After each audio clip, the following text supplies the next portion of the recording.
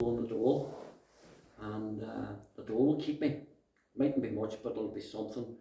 And the Lord spoke to me and says, "It's not what I've asked you to do." And I says, "How long a minute? You're asking me to live by faith." Lord, I hadn't planned on that now. And as I say, made every excuse about why I couldn't and shouldn't, and struggled really badly for the next 4 months. Now, I had already put in to buy my house 18 months earlier from the housing executive. So here I am packing in the job, packing and working, and I'm thinking this house is like a freight train coming down the road to meet me. And as I say, I struggled. I feel for my girls, to be truthful, because I sat them down. I said, "Look, this is what the Lord's saying to me." I said, "Now, what he's saying to me, he's saying to you, because it's going to affect you. Because where you're getting money to go to the pictures, run about, get pizzas, taxi, and you here, there, and everywhere." I said, "That'll ground to a halt." And so I admire them more than myself. I'm thinking, well, they says, "Well, if you believe that's what God's saying to you, that's good enough. Yeah. We'll support you." And I thought, isn't that amazing, for these kids? And anyway, that's what happened. The next 4 months, struggled. I remember mornings giving them cornflakes, dry cornflakes, because I had no money for milk. Wasn't telling anybody what was going on, what was happening with me, what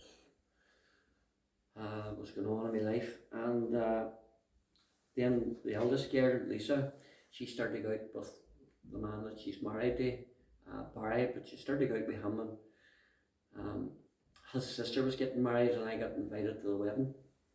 And I went to the wedding, and there was a couple there. The fella she married is a Faith Mission guy, but he's an English fella, and his church, or part of his church, came over for the wedding. And one of the couples that come over, they're an elderly couple, and they were chatting away to me, and they said, "Mickey would like to go around and see the sights of Derry." So I said, "We'll take them around." But I'd got a phone call from my solicitor saying, "Mickey, your house is here. You need to come up and sign for it."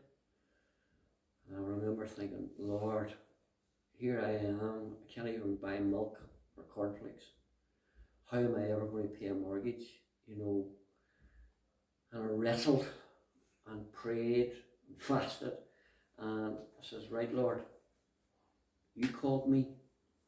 It wasn't my idea. This is not my plan now. But anyway, Lord, I'm going up in the morning. I'm going to sign for my house. And if this boat sinks, it's going to sink because you let it sink. It's not going to sink because I didn't believe that you called me." So I went up and signed for the house and got out quick, because he asked me, "How's the work going?" I'll have to answer to him, "No, I left my work." And you're thinking, you're some boy coming up here and signing for a house and you leaving your work. But anyway, I left the work, and as I said, a month before the payment was due, a week before that, I'm at this wedding, met this couple. They want to see around the city, and I said, "Well, I'll meet you next Thursday. Now, my mortgage is due on Friday." Now, I hadn't even the money to buy a Coke at the wedding. But anyway, I met them the next Thursday, took them around, showed them the sights, and they said to me, "Mickey, look, we bought a couple of boxes of chocolates for your kids. I hope you don't mind. So we thank you gift." I said, "No, that's great. And there's a thank you card there for you." I said, "Well, that's okay." And so I went home, gave the girls the chocolates, and I thought, I'll read the card. Now, my mortgage was £350.